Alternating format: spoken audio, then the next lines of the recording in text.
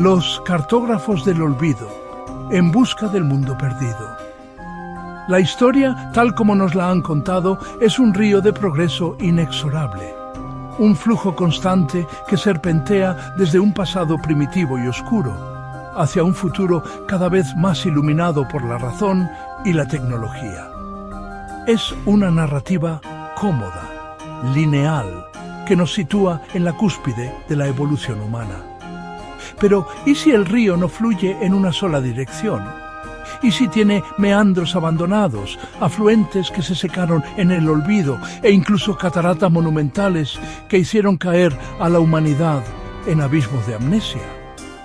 La respuesta no está en los libros de texto, sino en los archivos silenciosos y polvorientos de un palacio en Estambul.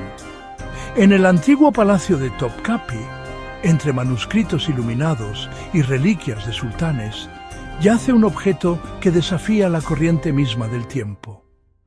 No es una pirámide colosal, ni una estatua de dioses olvidados. Es algo aparentemente más humilde, pero infinitamente más revelador. Un fragmento de piel de gacela, curtida y dibujada en el año 1513 por un almirante y cartógrafo otomano llamado Piri Reis. El mapa que trazó es una obra de arte y un enigma científico. Es asombrosamente preciso para su época, mostrando las costas de Europa, África y, de manera más desconcertante, Sudamérica, con una exactitud longitudinal que las naves europeas no alcanzarían hasta 2 siglos después, con la invención del cronómetro marino de Harrison. Pero la precisión no es lo más anómalo. Lo imposible se esconde en el margen inferior del pergamino. Allí, conectada al cono sur de América, se dibuja con trazo seguro una masa de tierra que hoy conocemos como la Antártida. Y está dibujada sin su capa de hielo. El mapa muestra cordilleras, valles sinuosos, desembocaduras de ríos y costas detalladas que hoy yacen sepultadas bajo 2 kilómetros de hielo impenetrable. El propio Piri Reis anotó meticulosamente en los márgenes que, para compilar su obra, había consultado más de 20 mapas fuente, algunos de ellos extremadamente antiguos, datando de la época de Alejandro Magno en el siglo IV a.C., y otros, según sus propias palabras, de fuentes aún más arcanas. La ciencia moderna no logró cartografiar la topografía subglacial de la Antártida, esa tierra fantasma bajo el hielo, hasta 1958, utilizando un sofisticado arsenal de tecnología sísmica y radar de penetración terrestre. Y sin embargo, allí estaba, plasmada en un mapa de hace 500 años que a su vez bebía de fuentes milenarias. Este documento sencillamente no debería existir. Desafía la narrativa completa de la exploración humana y el progreso tecnológico. Nos obliga a formular la pregunta que yace en el corazón mismo de nuestra investigación. ¿Quién cartografió el mundo antes del hielo? ¿Y qué fue de ellos? Esta no es una mera historia sobre mapas antiguos. Es la búsqueda de los cartógrafos perdidos, una investigación forense sobre la posibilidad de que seamos una especie con amnesia, viviendo entre los escombros y ecos de un capítulo perdido de la historia humana. Un capítulo tan vasto, sofisticado y global, que su borrado de nuestra memoria colectiva solo pudo ser el resultado de una catástrofe de proporciones planetarias. La idea de que una civilización avanzada precedió a la nuestra fue, durante mucho tiempo, el dominio exclusivo de la fantasía y la leyenda. Pero en la década de 1950, un meticuloso profesor de Historia de la Ciencia en la Universidad de New Hampshire, Charles Hapgood, tomó el mapa de Piri Reis no como una curiosidad, sino como una pieza de evidencia seria. Hapgood no era un aventurero de salón, sino un académico riguroso. Pasó años con sus estudiantes analizando las proyecciones matemáticas del mapa, intentando descifrar su clave geométrica. Su conclusión fue tan simple como revolucionaria. El mapa solo pudo haber sido dibujado desde una perspectiva aérea, o compilado a partir de mapas fuente creados con un conocimiento avanzado de la trigonometría esférica, mucho antes de que se inventara oficialmente. Pero el mapa presentaba un problema aún mayor, de escala geológica. Si la Antártida fue cartografiada sin hielo, eso significaba que la cartografía original tuvo que ocurrir antes de que la actual capa de hielo se formara por completo, hace al menos 10.000 a 12.000 años, en los albores del final de la última glaciación. En esa época, según la arqueología ortodoxa, la humanidad apenas estaba saliendo de las cavernas, vistiendo pieles de animales y tallando herramientas de sílex. La idea de una civilización de la Edad de Hielo, capaz de realizar un estudio geodésico global de semejante precisión, era y sigue siendo para muchos una herejía académica. Hapgood necesitaba una teoría que explicara cómo la Antártida, entonces ubicada en un clima más templado, pudo moverse a su posición actual en el Polo Sur. Propuso una idea radical: la teoría del desplazamiento de la corteza terrestre. Sugirió que la litosfera de la Tierra, su cáscara exterior rígida, podría en ocasiones deslizarse como un todo sobre el manto líquido y plástico del interior, moviendo continentes enteros hacia nuevas latitudes en un periodo de tiempo geológicamente corto. La idea era tan audaz que llamó la atención de uno de los pensadores más grandes del siglo XX, Albert Einstein. En el prefacio del libro de Hapgood de 1958, Earth's Shifting Crust, Einstein escribió con su característica cautela: la hipótesis de Hapgood no debe ser descartada a la ligera, y que podría ser de gran importancia para todo lo relacionado con la historia de la superficie de la Tierra. Pero las teorías por sí solas no bastan. Necesitan pruebas físicas, grabadas a fuego y piedra en la propia Tierra. Y esa prueba, quizás la más monumental y controvertida de todas, nos espera en el abrasador desierto egipcio. No en una tumba oculta, sino en la forma de una criatura de piedra caliza que ha mirado al horizonte oriental durante un tiempo que desafía todo cálculo: la gran esfinge de Giza. La historia oficial nos dice que fue tallada por orden del faraón Kefren, alrededor del 2500 a.C. Su rostro inexpresivo, se afirma, es el del propio faraón. Pero a finales de la década de 1980, un investigador independiente de mente inquisitiva, John Anthony West, se obsesionó con una anomalía que los egiptólogos habían pasado por alto durante más de un siglo. El cuerpo de la esfinge y las paredes del foso del que fue excavada muestran profundos y marcados patrones de erosión vertical. Son surcos profundos, fisuras y oquedades que no se parecen en nada a la erosión causada por el viento y la arena del desierto, que es horizontal. West, que no era geólogo, intuía que solo un agente podía haber causado ese tipo de daño: el agua. Específicamente, miles de años de lluvias torrenciales y persistentes. Para probar su herejía, se alió con un geólogo profesional y profesor de la Universidad de Boston, el Dr. Robert Schoch. Schoch abordó el problema no como arqueólogo, sino como un científico de la roca. Lo que encontró tras un minucioso examen lo dejó perplejo. Los patrones de erosión eran, sin lugar a dudas, perfiles clásicos de precipitación. El agua de lluvia, corriendo en torrenteras por las paredes de piedra caliza durante siglos, había tallado esas fisuras verticales inconfundibles. El problema era de escala temporal. Egipto no ha tenido un clima lluvioso de esa intensidad y persistencia desde el final del periodo húmedo del Neolítico, hace más de 5.000 años.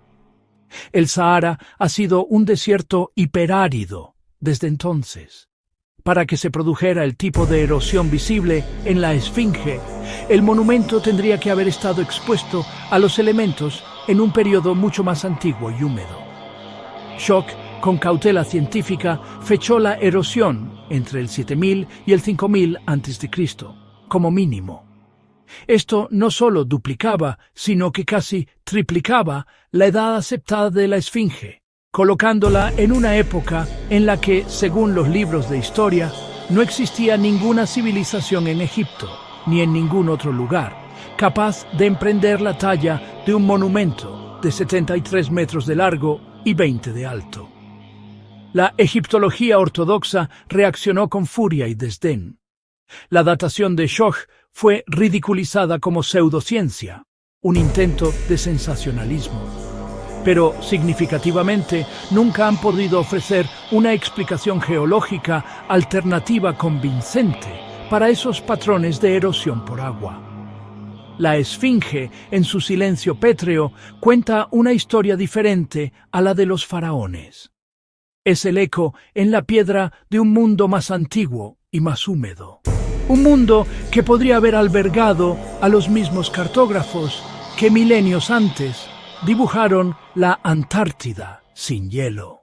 Si la Esfinge es un reloj geológico que apunta a un pasado profundo, la gran pirámide que se alza majestuosa detrás de ella es un enigma de ingeniería que desafía no solo la antigüedad, sino también nuestro presente. Nos han enseñado a verla como el pináculo de la construcción de tumbas de la Edad del Bronce, una montaña de piedra apilada con fuerza bruta y una devoción fanática a un faraón llamado Keops. Pero cuanto más de cerca se examina, menos sentido tiene esa historia convencional. La narrativa oficial se desmorona ante la evidencia abrumadora de una precisión y sofisticación que rayan en lo imposible. La base de la pirámide, que cubre más de 5,3 hectáreas, 13 acres, está nivelada con una precisión de menos de 2 centímetros. Sus 4 lados, cada uno de más de 230 metros de largo, tienen una diferencia de longitud de menos de 58 milímetros entre el más largo y el más corto. Está orientada al norte verdadero con una desviación de apenas 3/60 de grado, una precisión que no fue igualada en Occidente hasta el siglo XVII. Y luego están los bloques, 2.300.000 de ellos, principalmente de piedra caliza local, pero con las cámaras interiores y pasajes construidos con granito rojo de Asuán, una cantera situada a más de 800 kilómetros de distancia. Algunos de estos bloques de granito pesan hasta 80 toneladas, el equivalente a una locomotora diésel moderna. Extraerlos, transportarlos por el Nilo, descargarlos y luego levantarlos y colocarlos con precisión de milímetros a alturas de hasta 60 metros es una hazaña que pondría a prueba nuestra tecnología actual. La egiptología nos ofrece un escenario de decenas de miles de trabajadores usando cinceles de cobre, mazos de dolerita y rampas de arena y ladrillo. Pero el cobre es un metal blando, prácticamente inútil para cortar y dar forma al granito, una de las rocas más duras de la Tierra. Las pruebas modernas han demostrado que se necesitaría una eternidad y un número ingente de herramientas para lograr lo que ellos supuestamente hicieron. Y la logística de levantar un bloque de 80 toneladas por una rampa es una pesadilla de ingeniería que desafía las leyes de la física.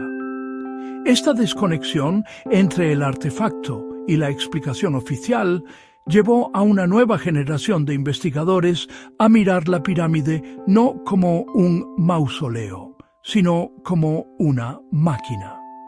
Uno de los proponentes más elocuentes de esta idea fue Christopher Dunn, un ingeniero y artesano británico con décadas de experiencia en la fabricación de alta precisión para industrias como la aeroespacial. Dunn abordó la pirámide desde la perspectiva de un maquinista. Donde los arqueólogos veían bloques toscamente tallados, Él veía evidencia de un mecanizado avanzado. En las canteras de Asuán y dentro de la propia pirámide, Dunn identificó marcas de herramientas que, según su experiencia, solo podrían haber sido dejadas por sierras gigantescas con dientes de diamante o zafiro, y por taladros de tubo de diámetro grande, que aplicaban una presión inmensa, girando a velocidades que extraen el núcleo de roca a un ritmo cientos de veces más rápido de lo que los taladros modernos pueden lograr en granito. El sarcófago de la Cámara del Rey, tallado en un solo bloque de granito macizo, es un objeto particularmente revelador. Sus superficies son perfectamente planas, sus esquinas son afiladas y precisas, y sus lados internos y externos son paralelos hasta un grado que sugiere un corte por mecanizado, no un martilleo manual con herramientas de piedra. Dunn llegó a una conclusión asombrosa. Quienquiera que construyera la pirámide tenía acceso a una tecnología de corte y mecanizado de piedra que rivaliza y en algunos aspectos supera a la nuestra. Pero, ¿para qué serviría una máquina tan gigantesca? Dunn propuso una teoría aún más alucinante. La Gran Pirámide era una planta de energía geomecánica. Postuló que la estructura fue diseñada para aprovechar las vibraciones sísmicas naturales de la Tierra, la energía telúrica, y convertirla en una forma de energía electromagnética utilizable. Su diseño, argumentó, contiene todos los componentes necesarios. Los pasajes subterráneos actuarían como un sistema de captación de vibraciones. La estructura masiva de la pirámide, con su forma piramidal única, amplificaría estas vibraciones de forma resonante. La composición química del granito en la Cámara del Rey, rico en cristales de cuarzo, le permitiría transducir la energía mecánica en energía electromagnética a través del efecto piezoeléctrico, la capacidad del cuarzo de generar electricidad bajo presión. La gran galería, con su complejo sistema de ranuras y su techo escalonado, no era una rampa para bloques, sino una cavidad resonante acústica diseñada para afinar y amplificar las frecuencias de sonido y vibración a un nivel ensordecedor. Las misteriosas chimeneas que salen de las cámaras del rey y la reina no eran para ventilación, sino guías de ondas diseñadas para dirigir la energía de microondas resultante hacia un objetivo específico en el cielo. Esta teoría, por supuesto, es radical y no exenta de críticas. No hay evidencia directa de cables, generadores o cualquier parafernalia que asociaríamos con una central eléctrica moderna. Pero explica elegantemente muchas de las anomalías de la pirámide de una manera que la teoría de la tumba no puede. Explica la increíble precisión, porque las máquinas de alta energía deben ser precisas para funcionar.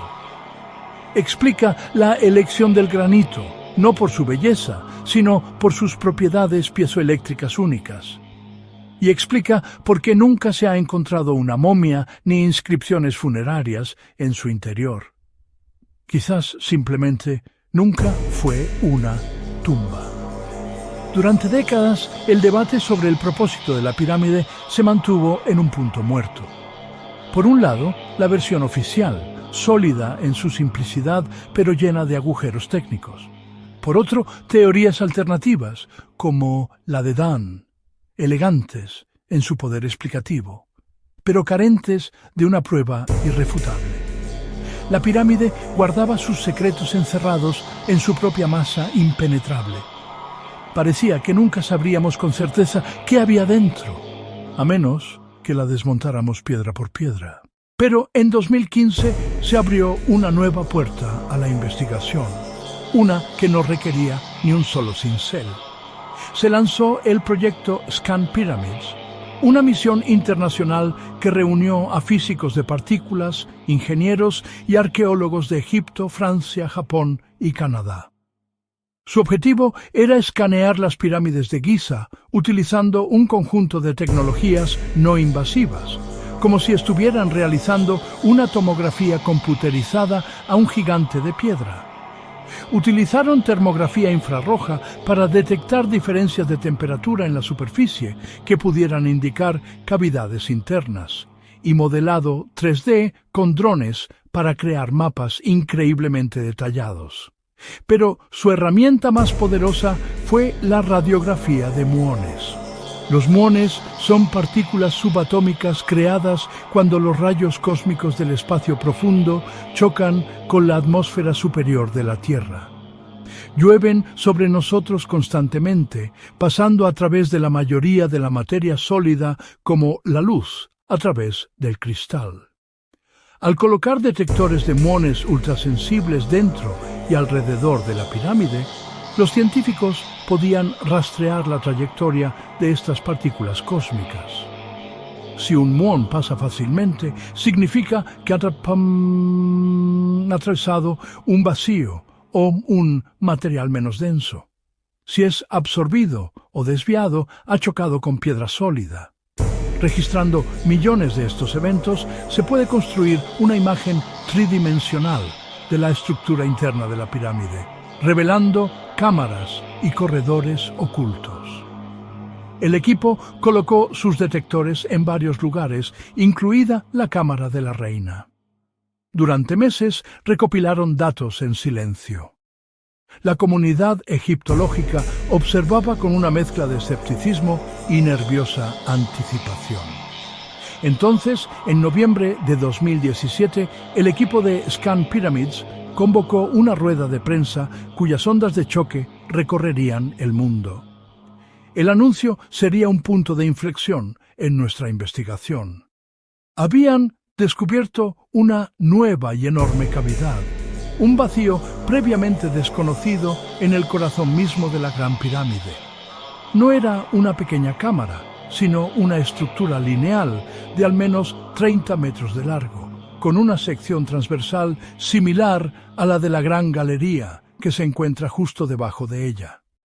La llamaron el Big Void, Gran Vacío. Estaba situada directamente encima de la Gran Galería, siguiendo su mismo ángulo inclinado. Era real. Los datos de 3 equipos independientes, utilizando 3 técnicas de detección de muones diferentes, lo habían confirmado de forma cruzada. La pirámide tenía una habitación secreta y era colosal. El descubrimiento fue un momento eureka para la ciencia, pero un terremoto para la egiptología ortodoxa. De repente, la afirmación de que conocíamos la pirámide por dentro y por fuera se hizo añicos. Los egiptólogos se apresuraron a minimizar el hallazgo, sugiriendo que podría ser una rama de construcción interna, un espacio dejado para aliviar la presión. Pero su ubicación, tamaño y forma no encajaban fácilmente en ninguna teoría de construcción convencional. ¿Por qué construir una cavidad tan masiva, tan precisa en su orientación, y luego sellarla para siempre, haciéndola completamente inaccesible desde los pasajes conocidos? El Gran Vacío reabrió de par en par todas las preguntas heréticas. Si la pirámide era una tumba, ¿podría este vacío ser la verdadera cámara funeraria, aún sin profanar, donde yace Keops, rodeado de los tesoros y conocimientos de su época? ¿O si la teoría de la máquina de Christopher Dunn tenía algún mérito? ¿Qué papel crucial jugaba este componente oculto? ¿Era una cámara de resonancia secundaria, un condensador de energía, o el alojamiento para un dispositivo que fue retirado hace mucho tiempo? La existencia del Gran Vacío no probó ninguna teoría alternativa, pero hizo algo quizás más importante. Demostró de manera concluyente e irrebatible que el modelo estándar de la pirámide era incompleto, por no decir erróneo. La fisura en el paradigma se había abierto. La pirámide aún no había revelado su secreto central, pero nos había dicho, en el lenguaje inequívoco de la física de partículas, que el secreto estaba allí, esperando. Este descubrimiento nos obliga a hacer zoom hacia afuera, a mirar más allá de la pirámide individual y a considerar todo el paisaje de Giza, y de hecho todo el planeta, como una gigantesca escena del crimen. Si aceptamos la posibilidad de que la Gran Pirámide no es una tumba faraónica, sino el producto de una civilización mucho más antigua y tecnológicamente avanzada, entonces no puede ser un artefacto aislado. Debería haber otras huellas dactilares, otros monumentos que cuenten la misma historia de un olvido catastrófico. Y los hay. Están por todas partes, ocultos a plena vista. En Perú, en las alturas de Cusco, los muros de Sacsayhuamán están construidos con bloques de piedra caliza poligonales, algunos de más de 120 toneladas, encajados con una precisión tan alucinante que no se puede insertar una hoja de afeitar entre ellos. No se utilizó mortero. La tecnología necesaria para cortar, transportar y ensamblar piedras de este tamaño y forma es un misterio total. A más de 3.800 metros sobre el nivel del mar, en el altiplano de Bolivia, se encuentran las ruinas de Pumapunku. Aquí, bloques de andesita, una roca volcánica de una dureza extrema, han sido cortados en formas geométricas complejas y modulares, con ranuras perfectas, agujeros perforados con precisión y superficies planas como espejos que parecen haber sido fresadas con máquinas CNC modernas. Son los famosos bloques H, piezas de un rompecabezas tridimensional gigante cuya función original se ha perdido en la noche de los tiempos. Y a medio mundo de distancia, en la meseta de Anatolia, en Turquía, se encuentra quizás el sitio más desconcertante de todos: Göbekli Tepe. Descubierto en la década de 1990, es un complejo de enormes pilares de piedra caliza en forma de T, dispuestos en círculos concéntricos. Están cubiertos de exquisitos y elaborados bajorrelieves de animales: zorros, jabalíes, leones, escorpiones y aves. Según la datación por radiocarbono, Göbekli Tepe tiene al menos 11.600 años de antigüedad. Es 6.000 años más antiguo que Stonehenge y 7.000 años más antiguo que las pirámides de Giza. Fue construido por personas que, según el consenso arqueológico, deberían haber sido simples cazadores-recolectores nómadas. Sin embargo, demostraron la capacidad de organizar una fuerza laboral masiva, extraer, esculpir y transportar pilares de hasta 20 toneladas, y erigir el primer templo megalítico conocido del mundo. Y lo más extraño de todo, después de más de un milenio de uso, sus constructores lo enterraron deliberadamente bajo toneladas de tierra y escombros, como si quisieran preservarlo intacto, como una cápsula del tiempo para un futuro lejano que somos nosotros. ¿Qué conecta estos sitios dispares, separados por océanos y milenios? Comparten una firma común, una construcción megalítica de una escala y precisión inexplicables que aparece de repente en el registro arqueológico sin precursores claros. Y a menudo están alineados con una asombrosa precisión a los puntos cardinales o a eventos celestes clave, como solsticios y equinoccios. Es como si una red global de constructores, compartiendo el mismo conocimiento técnico avanzado y la misma cosmovisión, hubiera estado activa en todo el planeta en un pasado remoto. La Gran Pirámide no es solo una estructura egipcia, es el ejemplo más famoso y sofisticado de esta arquitectura global perdida. Esta red de sitios forma el paisaje espectral de una civilización fantasma. Una civilización que tenía un dominio de la ingeniería, la astronomía, las matemáticas y la logística que no volveríamos a ver hasta la era moderna. Una civilización que no encaja en nuestra línea de tiempo convencional. Entonces, la pregunta se vuelve inevitable y terrible. ¿Qué le pasó? ¿Por qué desapareció sin dejar más rastro que estos mudos y colosales gigantes de piedra? La respuesta puede no estar en los textos de historia, sino en el hielo, en el lodo y en las estrellas. Durante décadas, la idea de un cataclismo global que pusiera fin a una edad de oro fue vista como puro mito, la leyenda de la Atlántida de Platón, y poco más. Pero en los últimos años, un creciente y robusto cuerpo de evidencia geológica y climatológica ha obligado a la ciencia a tomar esta idea en serio. El foco de esta nueva y dramática historia es un periodo de tiempo conocido como el Dryas reciente, Younger Dryas. Hace unos 12.900 años, la Tierra se estaba calentando consistentemente, saliendo de las profundidades de la última edad de hielo. Los grandes glaciares que cubrían gran parte de América del Norte y Eurasia se estaban retirando. La vida florecía de nuevo. Y entonces, de repente, en el lapso de una generación humana, quizás incluso de unos pocos años, algo terrible sucedió. El clima global se desplomó de nuevo a condiciones glaciares. Las temperaturas en el hemisferio norte cayeron en picado hasta Kientikientosi. Este periodo de frío intenso y abrupto duró unos 1.300 años, y su inicio fue increíblemente violento. Coincidiendo exactamente con este cambio climático, ocurrió una extinción masiva.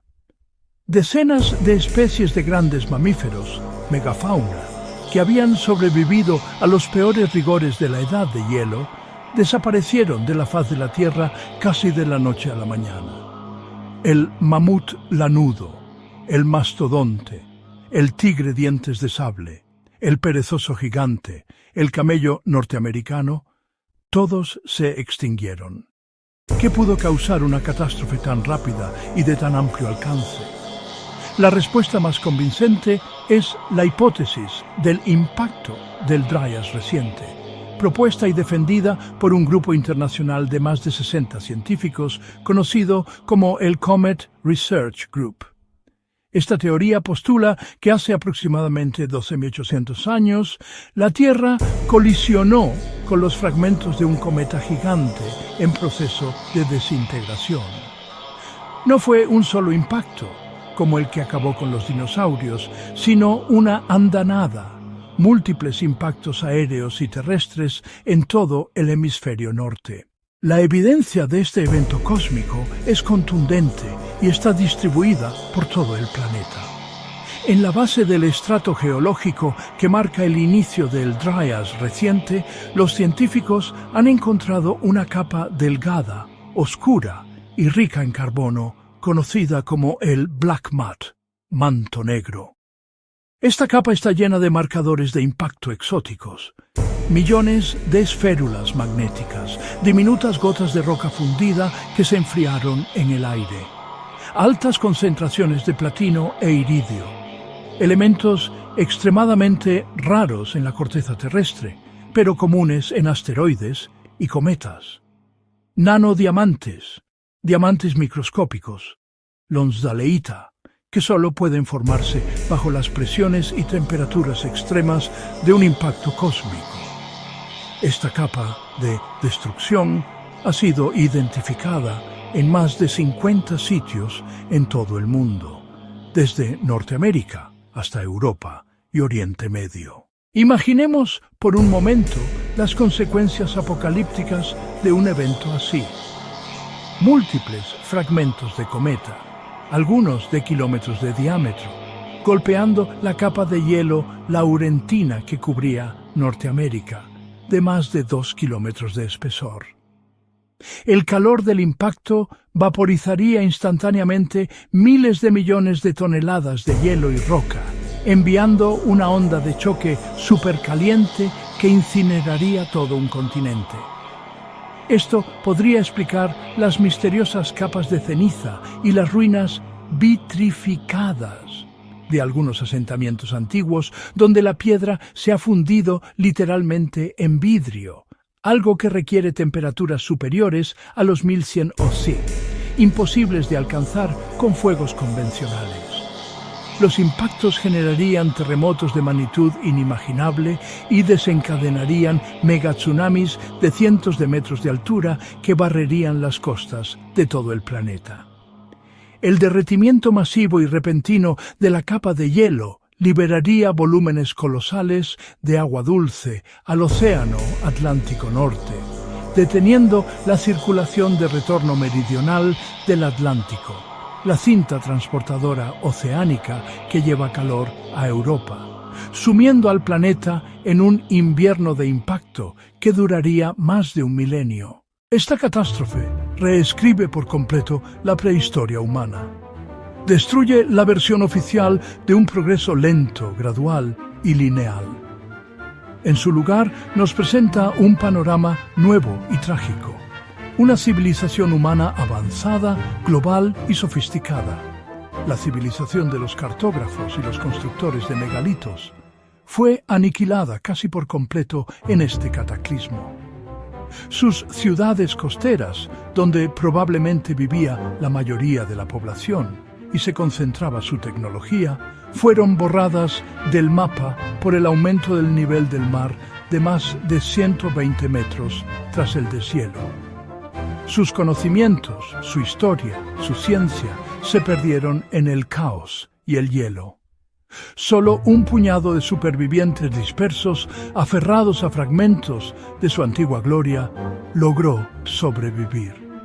De repente, los mitos universales de un gran diluvio, presentes en más de 200 culturas diferentes en todo el mundo, desde el Noé bíblico hasta el Utnapishtim sumerio, el Manu hindú o los mitos de los nativos americanos, dejan de ser simples alegorías religiosas para convertirse en lo que quizás siempre fueron: el eco lejano, traumatizado y distorsionado de una memoria histórica colectiva. La memoria del día en que el cielo cayó y el mundo se rompió. En este nuevo y dramático contexto, la Gran Pirámide, la Esfinge, Göbekli Tepe, Pumapunku y todos los demás megalitos adquieren un nuevo y profundo significado. No son los primeros y torpes intentos de una humanidad emergente. Son mensajes en una botella lanzados a través del océano del tiempo. Monumentos diseñados por una civilización que quizás sabía algo sobre la inestabilidad del cosmos y la fragilidad de la vida en la Tierra. Quizás fueron construidos para resistir el próximo cataclismo, como faros de conocimiento. O quizás, como Göbekli Tepe, fueron construidos por los supervivientes, los herederos de esa cultura perdida, en un intento desesperado por reiniciar la civilización y preservar el conocimiento sagrado de la astronomía, las matemáticas y la ingeniería para que no se perdiera para siempre. La Gran Pirámide no es el comienzo de nuestra historia registrada. Es, muy probablemente, el final de un capítulo anterior infinitamente más fascinante. Es el monumento conmemorativo de un mundo perdido. Nuestra